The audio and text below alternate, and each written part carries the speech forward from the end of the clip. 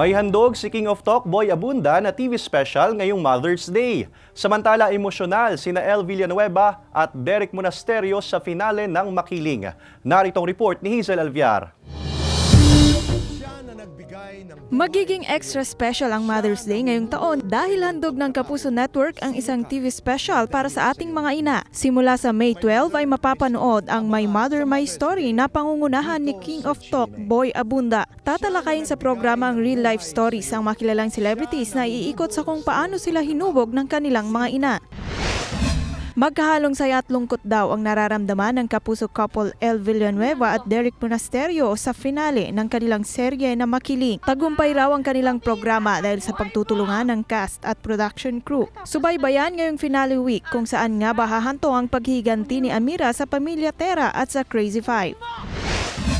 Dumalo sina My Guardian Alien stars Marian Rivera, Gabby Concepcion at Rafael Landicho sa ikalawang araw ng Philippine Book Festival 2024 kamakailan para sa book launch ng Si Gren, Ang Kaibigan Kong Alien. Kasunod nito ay nag-donate sila ng ilang mga kopya ng libro sa Book Nook Project ng National Book Development Board. Ang naturang libro ay tungkol sa magandang pagkakaibigan ng isang bata at isang alien. Tampok din ang librong ito sa family series na My Guardian Alien. Hazel Alviar, Balitang Southern Tagalog.